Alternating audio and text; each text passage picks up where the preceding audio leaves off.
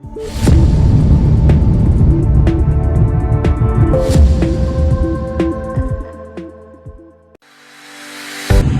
everyone! Welcome to Bulacan Agricultural State College. Today, samahan niyo kami as we take on new a meaningful journey kung paano nga ba nagsimula ang Basi at kung paano ito lumago at bakit napakahalaga ng history nito para sa ating lahat.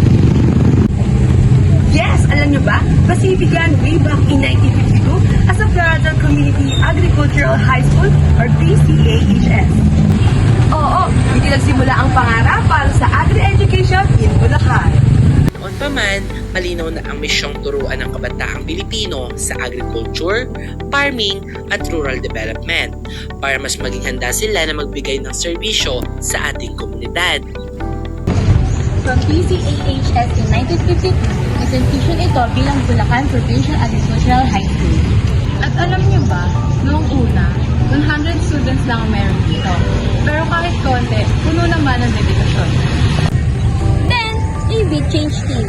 On June 20, 1953, naging Bulacan National Agricultural High School o BNNHS through the Republic Act 948.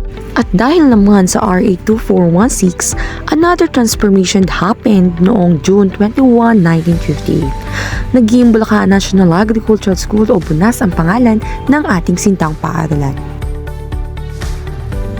Lahat ng pagbabagong ito ginawa para mas mapalawak ang agriculture education at mas matulungan ng mga kabataan sa Bulacan, hindi lamang sa Bulacan, pati sa karating probinsya nito. Pagpasok ng 1972, lumawak ang Visional School. Patuloy itong nag-a-adapt sa need ng panahon. At noong February 24, 1998, another major milestone.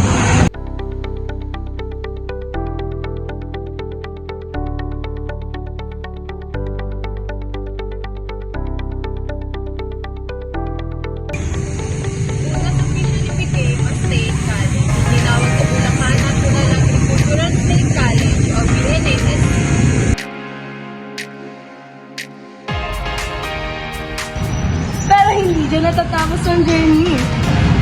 Because of the Republic Act 1949, the institution finally became Bulacan Agricultural State College or BASI. At pinirmahan pa ito ng dating Pangulo Gloria Macapagal Arroyo.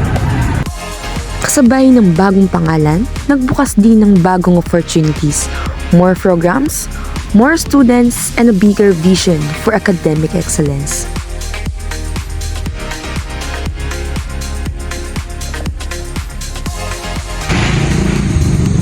Fast forward, today, Basi is now a modern and higher education institution.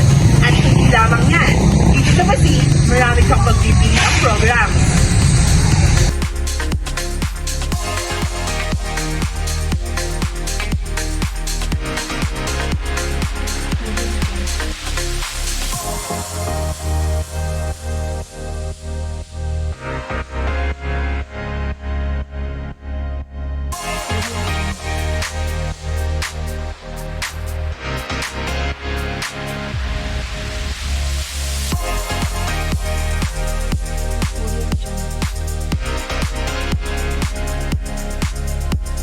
The history of BASI is beyond dates and the name changes.